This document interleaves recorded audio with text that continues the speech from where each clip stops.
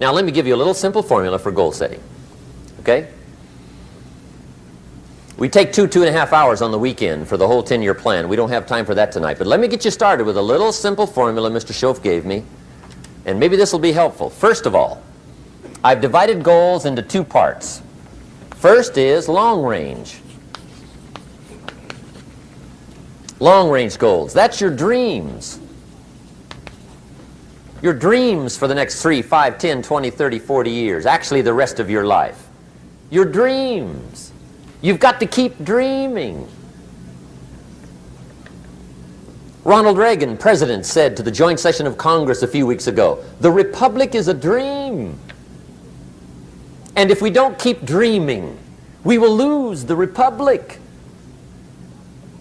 Your better future is a dream for yourself and for your family. Where do you want to go? What do you want to do? What do you want to be? What do you want to see?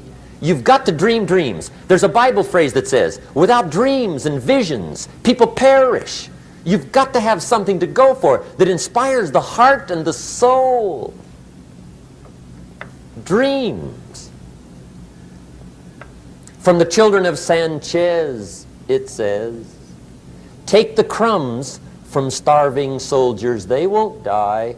Take the bread from hungry children, they won't cry. But without dreams, we all will die. You've got to dream. Don't lose your dreams for yourself, for your future, for your family. The dreams of love and enterprise and travel and doing things, becoming something unique on your journey here. Don't lose your dreams. Do some dreaming. That's long-range goals. You've got to have those. So that's number 1. Here's the second part of goals, short range. Short-range goals. That's your goals for tomorrow, this week, this month, this year, the immediate future. We call these confidence builders. Because if you set up something short-range, go for it, get it, latch onto it, work hard, accomplish it. That starts building your strong feelings to go for your dreams. Now, I've divided goals into 3 categories. Here they are. Number 1 is economic. That's your goals for money, income, business, profits, production. Economics. Make sure you've got your economics well planned. Economics plays a major role in everybody's life. Economics is major, which means it ought to be meticulously well planned for tomorrow, this week, this month, this year, long range. What if you asked somebody tomorrow if you could see their meticulously well-planned list of economic goals? What would they probably say? They'd say, you some kind of a nut? You must be weird. Hey, I found out what success is. Success is doing what the failures won't do. Make sure you've got your economics well planned. It'll put you in the top 5%. One of the key little subjects we talk about on the weekend is the 7 fundamentals for wealth and happiness. And that's one of them, well-planned economics. It's a fundamental if you want to do well. Join the top 5%. Anybody in this room can join the top 5%, if you will. Okay. Now here's the second category of goals, things. Make a list of the things you want. And on my list of things, now I put everything. Little things as well as major things. Doesn't matter how small it is, it goes on my list. I used to just put major things, cars, homes. I don't do that anymore. I now load my list with everything. Everything. And the reason is, part of the fun of having a list is checking it off. That's it. Boy, at the end of the day, if you can go, got it, got it, got it, got it, got it, got it, whatever it is, right? You get into the habit. So load up your list, the things you want. Now, when you check off something major, celebrate. That's an important point to make. Celebrate your achievements. Live it up. Have a party when you reach something you've worked for a while. See, we all grow from 2 experiences. One is called the pain of losing. The other one is called the joy of winning. We need both of them. Amplify them as much as you can, which also means make losing painful. If you set up something, fooled around, didn't get it, put it on yourself. On the other side, if you did get it, congratulate yourself. Self-congratulations is a sign of maturity. Seeking congratulations is a sign of immaturity. But hey, winning and losing, see, that's what it's all about. That's the name of the game. Now, some people lead such mediocre lives, at the end of the day, they don't know whether they're winning or losing. They got no clue. Guy's just going through the day with his fingers crossed. There's a better way. Okay, here's the third category of goals, personal development. Put those goals together. Personal development goals. That's your goals to be stronger, more decisive, be a speaker, be a leader, learn a language, all kinds of skills. Okay? The whole weekend seminar was designed to improve all your skills so that you walk away more skillful. And that's what you want, the personal development skills. That's what attracts, that's what brings good things to your life, the person you become more skillful. Now, this is quite a package to work on. Economics, things, personal development. For tomorrow, this week, this month, this year, long range. Okay? That'll get you started. Now, here's the simple formula for setting goals. It goes like this. A, work on your goals.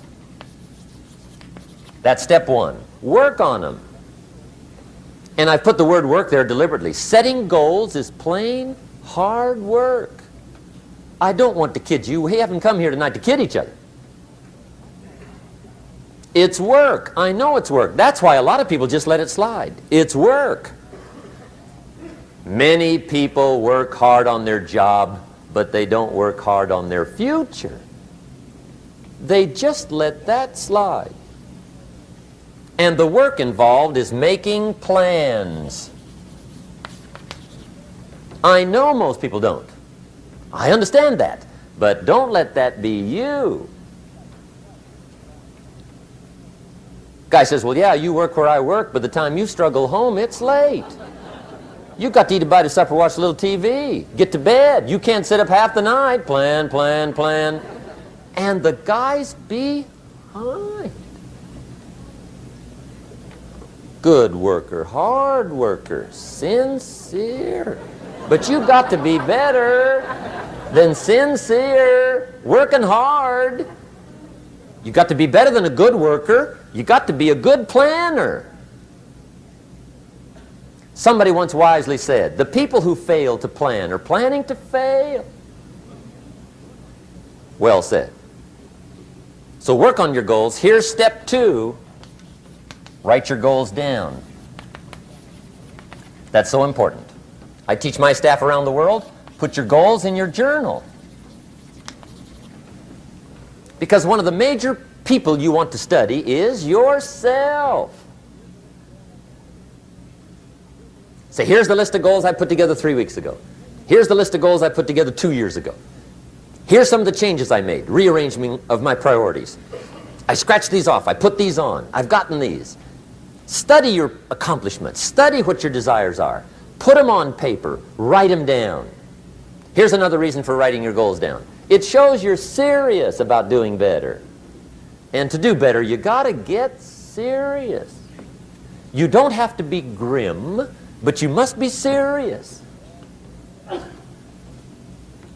Everybody hopes things will get better. Everybody hopes. Poor people hope. That ought to tell you something. It means the future does not get better by hope. It gets better by plan. I used to have the affliction called passive hope. It's an affliction. It's bad. Probably what's even worse than that is happy hope. Now that is really bad. That's bad. Happy hope. The guy's 50 and he's broke and he's still smiling. See, that's not good. So get serious about your goals. Put them on paper. Write them down. There's all kinds. His goals, her goals, their goals. Business goals, financial independence goals, family goals. I mean, there's so many things to work on this that if you don't get busy and work on it, sure enough, the time will pass. And sure enough, 5 years from now, you'll wind up where you don't want to be, wearing what you don't want to wear, driving what you don't want to drive, being what you don't want to be. Now's the time to fix it. Now, here's the third step to your goals. Check the size of your goals and the kinds of goals. How big they are, what kind they are, affects you. And here's one of the important phrases of the evening. Your goals are affecting you, whatever they are. Your goals affect your handshake. Your goals affect your attitude, personality. Your goals affect the way you walk, the way you talk, the way you dress. All day long, we're being affected by our goals. Now, some people have goals, but they have such lousy goals. The effect is bad. I asked a guy one time, what are your goals for this month? The guy said, look, if I could just scrape up enough money to pay these lousy bills. That was his goal. I'm not saying it isn't a goal. It's a goal, but it's such a lousy goal, the effect is bad. You don't jump out of bed on Monday morning and say, oh boy, another chance to go out and scrape up the money to pay my lousy bills. See, you don't do that. Usually you say, oh, not another Monday.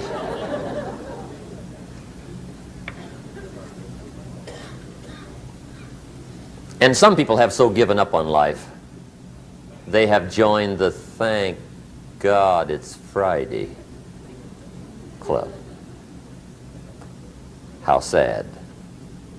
Surely those are the same people, when life is over for them, will say, thank God it's over.